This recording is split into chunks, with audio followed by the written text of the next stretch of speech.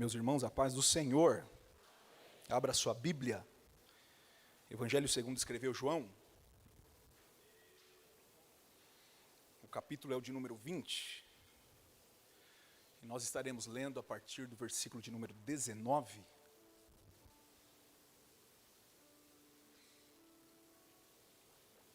Enquanto você está procurando o texto, eu não poderia jamais deixar de externar a minha gratidão a Deus por mais uma nobre oportunidade de estar aqui, fazendo uso dessa tribuna tão abençoada e tendo o privilégio e a honra de ministrar a palavra de Deus a vocês. Louvando a Deus também, com muita gratidão pelo meu amado pastor Clementino. Deus abençoe meu pastor. E na pessoa do pastor, toda a diretoria, os pastores aqui, pastor Marcos, pastor Américo, todos os pastores, Deus abençoe. Aos companheiros de ministério que aqui estão, que Deus abençoe. Também a minha família, minha esposa, minhas filhas que estão ali. Glória ao nome de Jesus. Deus seja louvado nessa noite. Amém, igreja?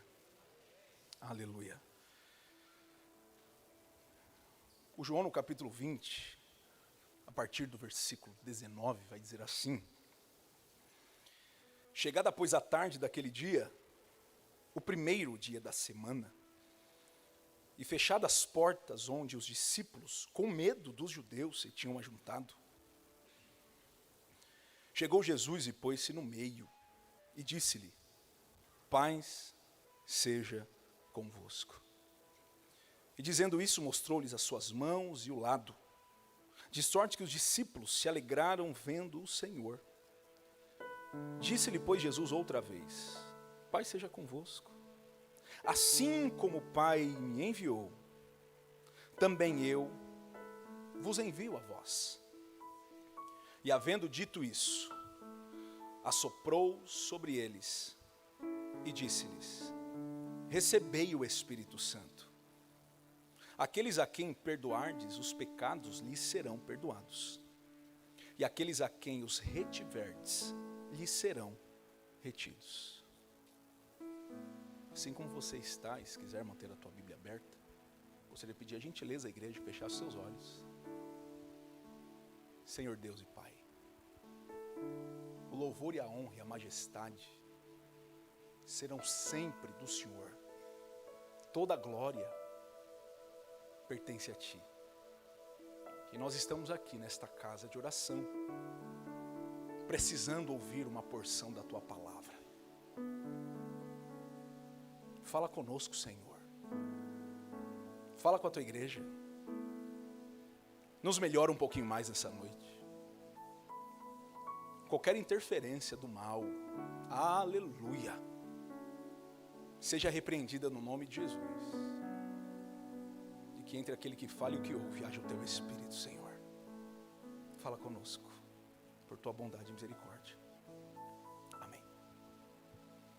Este texto mostra-nos Jesus já ressurreto.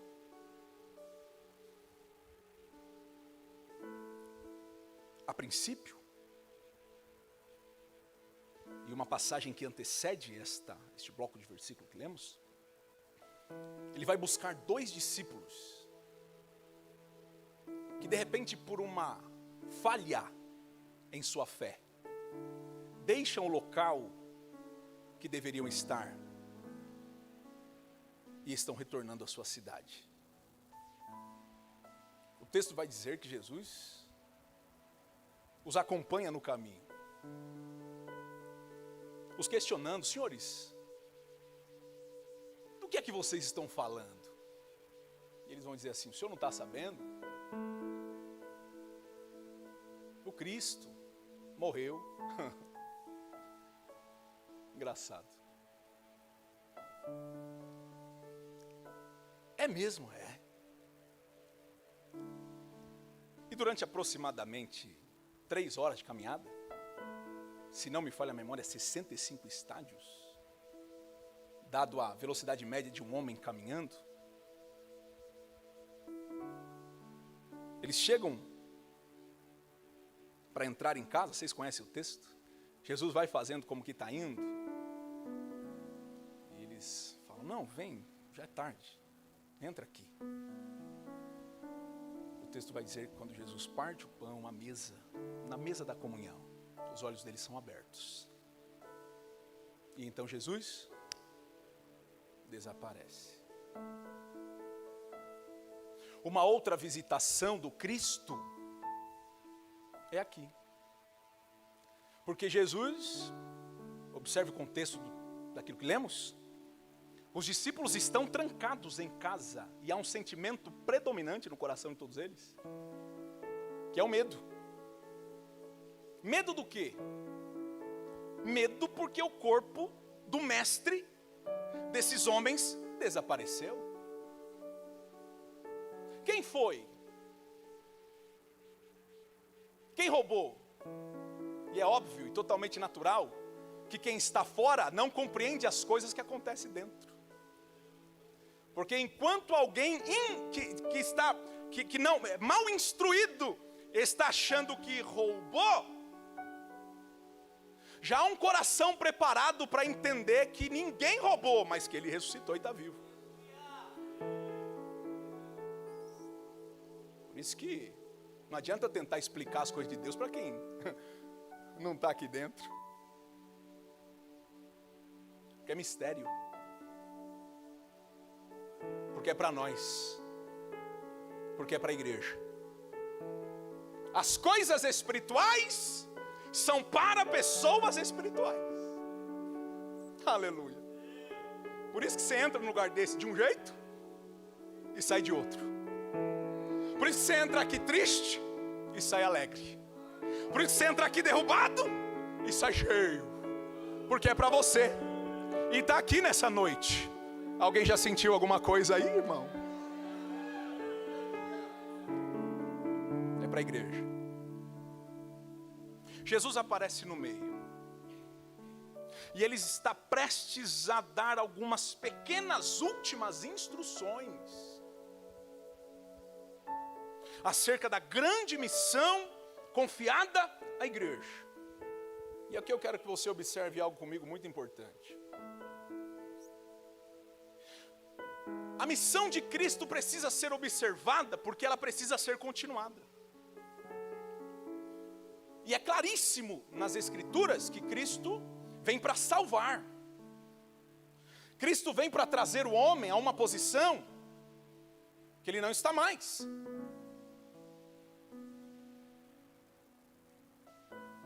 E para a gente pensar junto sobre esse texto, observe. Quando Deus forma o homem e sopra o ar nas suas narinas, o espírito, o fôlego de vida, e o homem está em estado de perfeição no Éden, gozando de plena comunhão com Deus em sua maior expressão. Nós sabemos pelas Escrituras que o homem caiu e pecou. E dentro de um cenário caótico, Deus desce novamente. Porque tentar compreender o coração de Adão nesse momento é difícil. Porque Adão caminha com Deus diariamente. E eu não sei precisar para os senhores, dentro desse contexto, que é ter essa comunhão plena. Um dia nós teremos. Adão experimentou isso. E havia uma ordem de Deus, desse aqui não. Enquanto você obedece, eu me manifesto. Com Deus é simples, tem obediência, tem Deus. Tem retidão, tem Deus. Tem santidade, tem Deus. Não adianta querer pecado e Deus, não combina. Há uma necessidade agora de um resgate.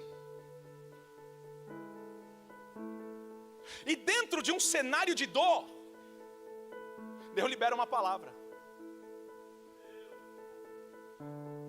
Do ventre da mulher vai nascer um. Aliás, se tem alguém especialista em liberar palavras de conforto em meio à dor, esse é Deus que está aqui nessa noite. Então me permita ser um profeta enquanto ainda introduzo a mensagem. Pode ser que alguém entrou aqui nessa noite num contexto muito caótico e de muita dor e de muita dificuldade. Eu tenho uma palavra de Deus para você. Vai dar certo. Vai dar certo.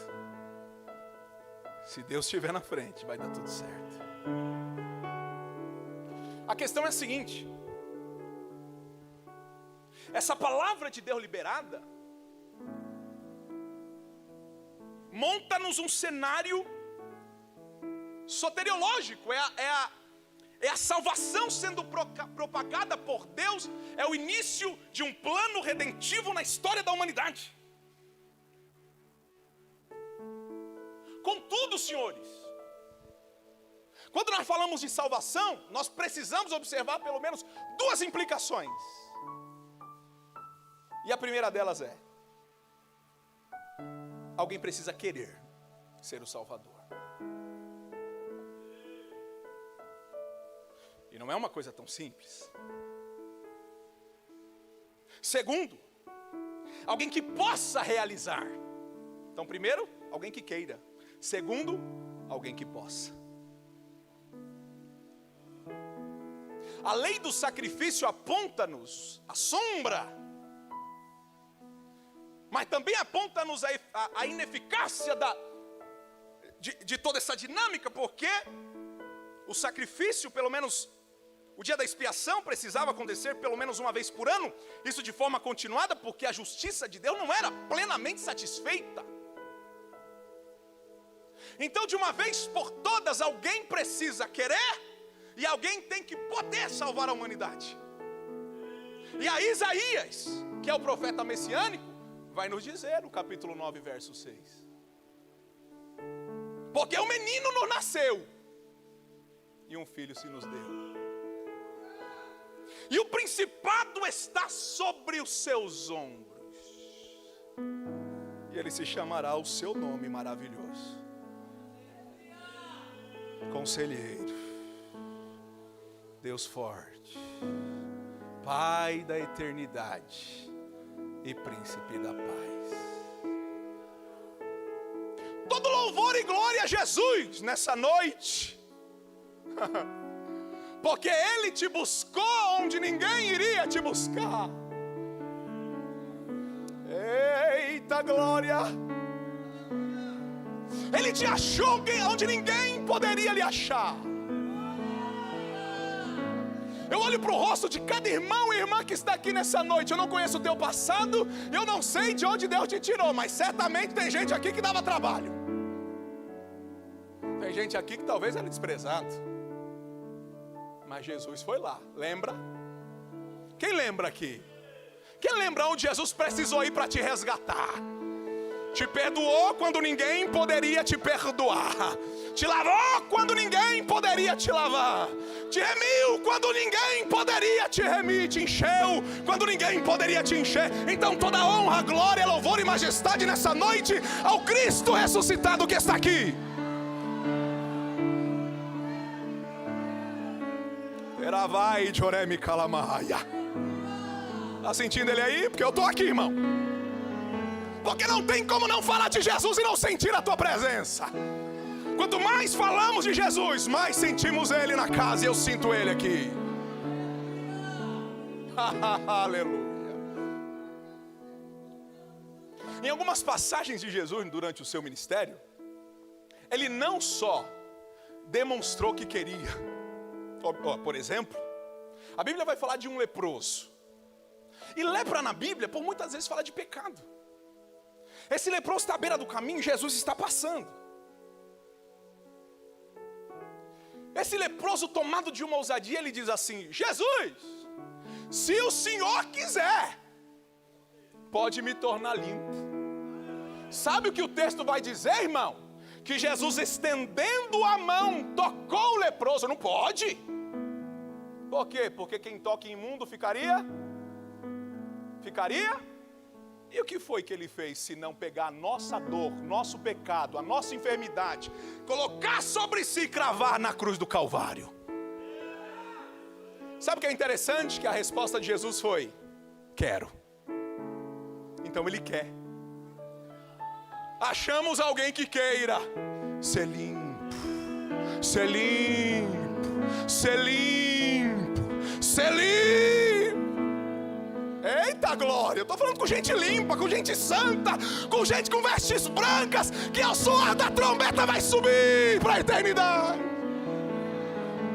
Aleluia.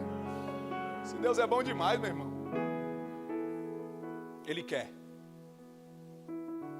Mas para poder é diferente. Porque, por exemplo, Moisés no Pentateuco vai dizer que aquele que observar e cumprir a palavra, por ela esse ressuscitaria ou viveria por ela. Mas durante toda a trajetória bíblica, histórica, ninguém pôde por mais que quisesse. São duas coisas diferentes, querer e poder. Pode ser que alguém quis, mas não podia. Por quê? Porque pecava. Aí veio Jesus, que caminhou os seus 3 anos e alguns meses de ministério. E não propriamente dito foi morto, porque ninguém pode fazer isso. Ele se entregou. Agora tem uma coisa: todo homem que morre, a morte vai averiguar.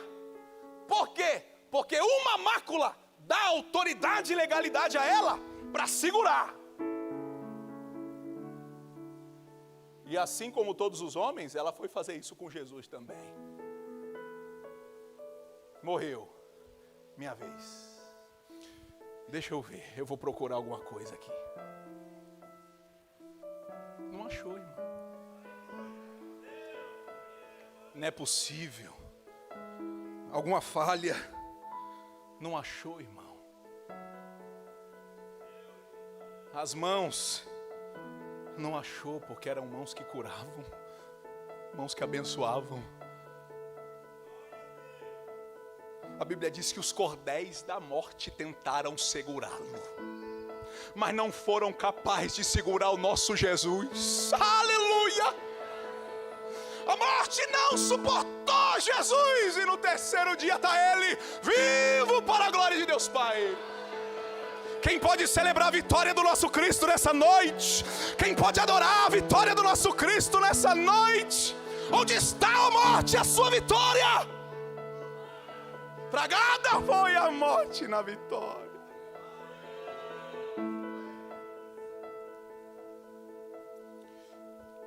Um detalhe importante é que esta responsabilidade que Cristo carrega de imergir Deus nesse mundo, claramente nas Escrituras, passa então a ser continuada pelos seus discípulos, e é por isso que ele é mestre, e é por isso que ele tem a sua escola, e é por isso que ele tem seguidores.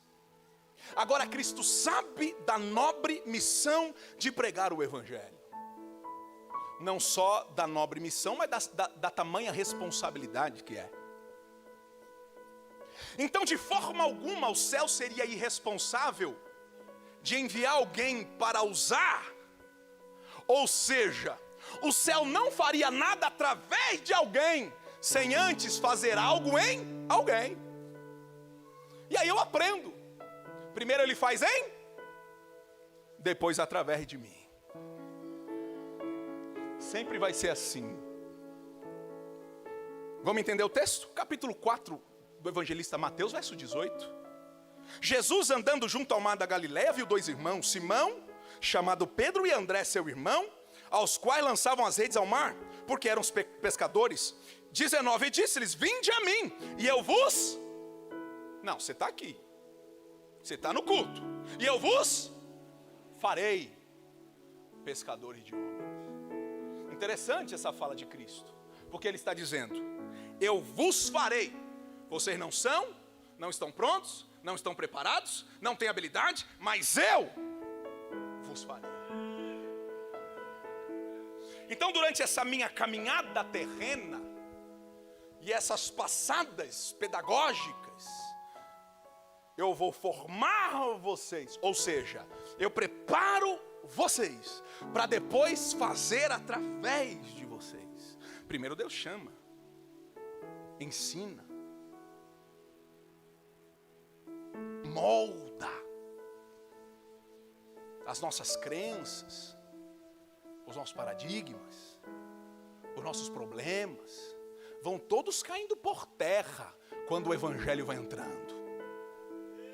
Isso é Deus forjando o caráter. Isso é alguém que se submete ao discipulado.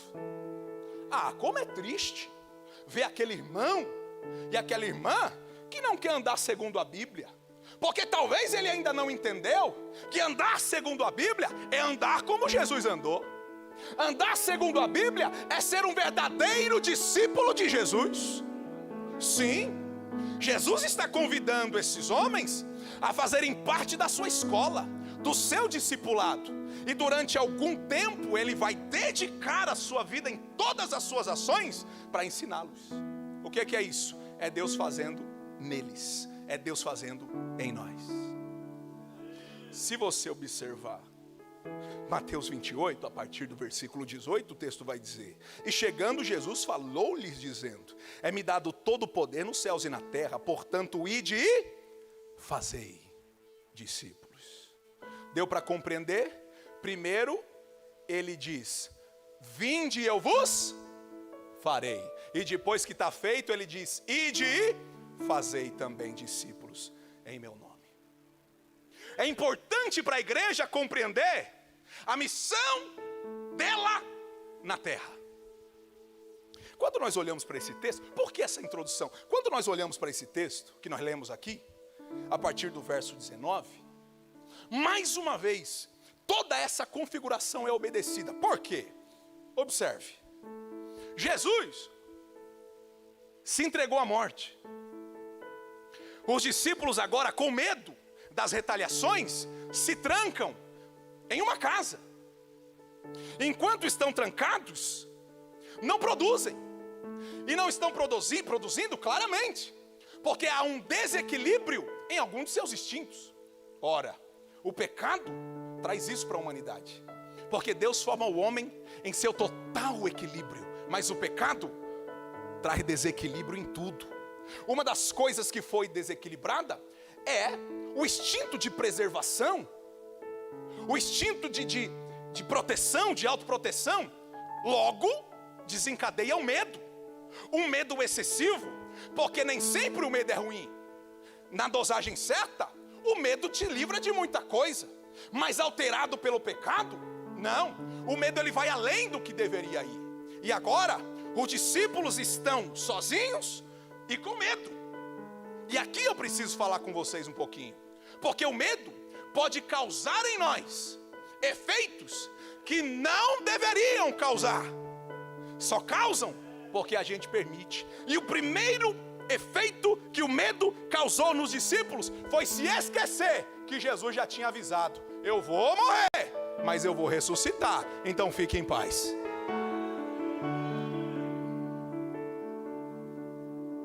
O que é que o Senhor está dizendo, Samuel? Que se você não tomar cuidado, o medo vai fazer com que você se esqueça daquela palavra que Deus liberou para você há um tempo atrás. Esquecer-se da palavra que Deus liberou para mim implica em muitas coisas. Aqui, na improdutividade. Tem crente que está desesperado na sua caminhada cristã e Deus não te chamou para isso. Pode ser que alguém entrou aqui nessa noite com medo além da conta, dizendo: e agora? O que vai acontecer? Mas deixa esse pequeno pregador te lembrar daquele dia que o profeta levantou, colocou a mão em seus ombros, ou aquele dia que o pastor pregou no culto e disse: se ninguém dá jeito, Jesus dá jeito. Eu quero nessa noite te lembrar que há uma palavra do céu liberada para a tua vida e que você não pode se esquecer. Samuel, eu estou com medo. Deixa esse medo de lado e lembra do que Deus disse. Os discípulos não poderiam se esquecer que Jesus disse: eu vou ressuscitar. Segundo, enquanto estão trancados, estão paralisados. E se tem um outro efeito que o medo produz em nós, é a paralisia. Já parou para pensar que você poderia estar muito mais longe, mas não está porque está com medo? Já parou para pensar que você poderia produzir muito mais do que está produzindo, só não está porque está com medo? Sim. Outra coisa que eu preciso escorrer: O medo faz com que nos preocupemos com algo que nem existe mais. Do que os discípulos estão com medo? Eu já falei para vocês. Os discípulos estão com medo de alguém acusá-los do corpo de Jesus, que sumiu. Só que tem uma coisa, Jesus já está vivo, irmão.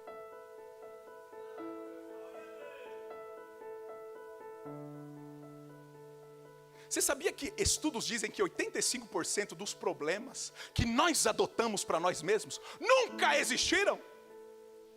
Já parou para pensar o quanto você cria problemas inexistentes? Assim como os discípulos. Há um grande problema aqui. Que problema? Vão nos matar. Por quê? Porque o corpo do homem sumiu. Só que Jesus já está vivo, irmão. Deixa eu falar para alguém aqui nessa noite, debaixo da autoridade bíblica. Está se preocupando à toa. Está se preocupando à toa. Porque pode ser que a obra que você precisa, Jesus já começou. Só você que ainda não viu. Eu vejo uma igreja orando por Pedro. E eu vejo um anjo chegando e entrando nas celas fechadas até onde Pedro está e dizendo: levanta, Pedro, a oração está acontecendo, ninguém está vendo, mas o efeito da oração já está acontecendo dentro da prisão. Deixa eu liberar uma palavra de Deus para alguém. Tira esse medo, porque Deus já está trabalhando. Elei Jorimikalamahaya. Se eu fosse você nessa noite, eu trocava essa palavra de murmuração por gratidão. Samuel, mas você não sabe, o problema é grande, problema para você. Jesus já está trabalhando nele faz tempo, irmão. Levanta a sua mão e agradece.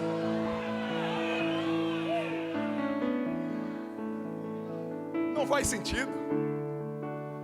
E aí Jesus faz o quê? Eu preciso trabalhar neles, porque eu preciso enviá-los.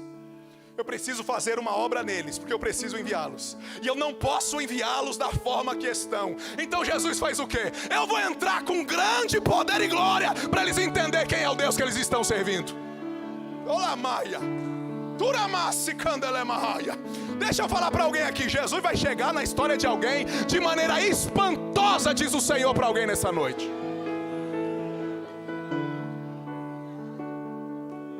Eu digo pelo Espírito isso aqui, meu irmão. Porque Jesus não bateu na porta. Jesus não precisou bater em porta. Jesus não precisou obedecer à física. A Bíblia diz que ele aparece no meio. De onde veio, não importa. O que importa é que está vivo. Eu sinto Deus aqui nessa noite. E eu estou muito à vontade, porque eu estou no meio de assembleano. E assembleano gosta de poder. Assembleano gosta de fogo, então está tudo certo.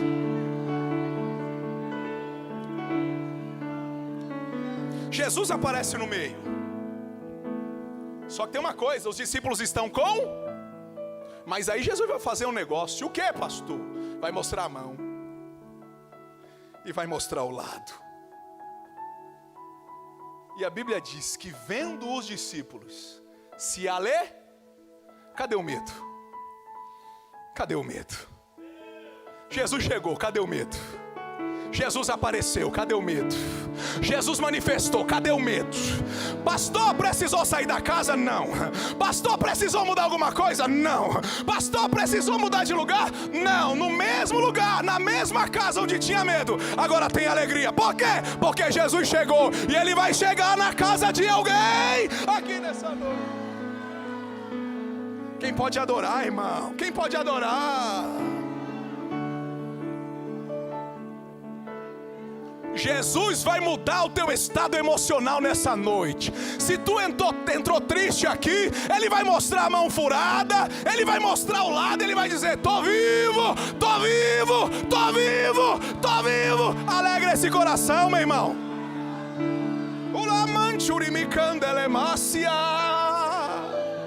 Jesus não te chamou para ficar cabisbaixo. Jesus não te chamou para andar derrotado, não, senhores. Tira esse medo e dê lugar para a alegria que está na casa.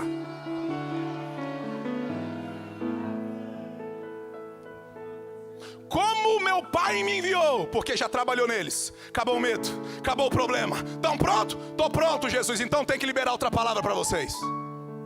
Assim como o Pai me enviou. Como? Grau comparativo. E não só comparativo no seu contexto imediato, mas também causal. E eu preciso falar de duas coisas rápidas aqui.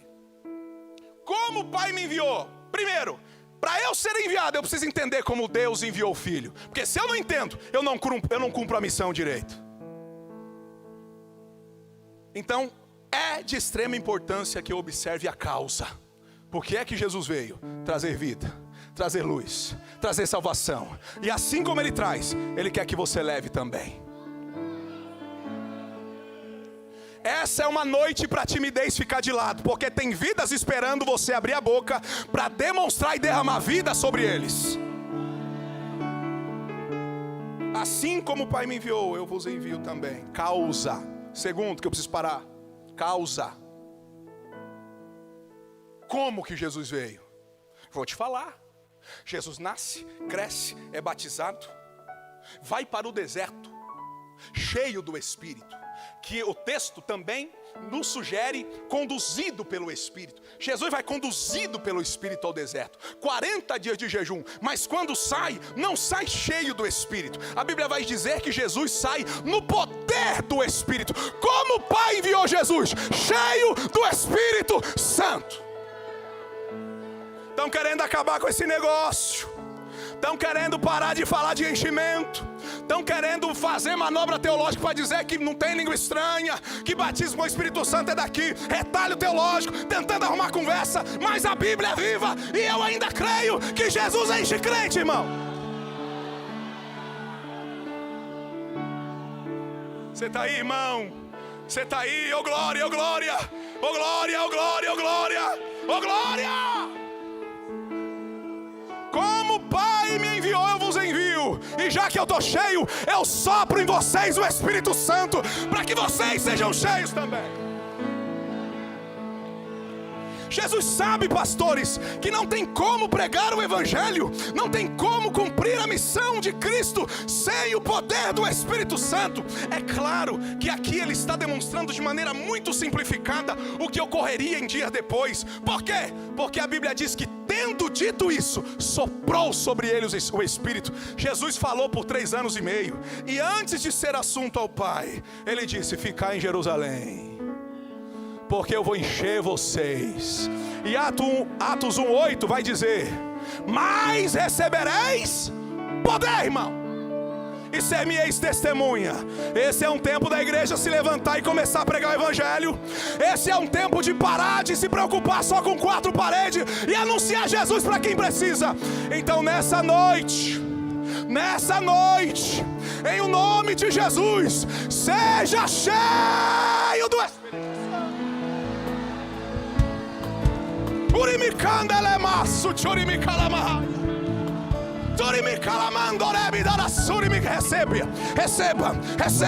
Receba. Já que foi orado para o culto ser uma bênção, faça desse culto uma bênção e adore a Jesus. Adore a Jesus.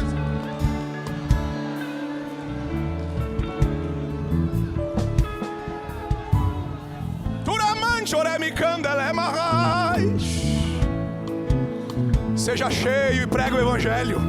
Seja cheio e multiplique. Seja cheio e preencha o céu com almas, porque Jesus está voltando. Jesus está voltando. Jesus está voltando. Seja cheio. Seja cheio. Seja cheio. Você pode aplaudir Jesus nessa noite.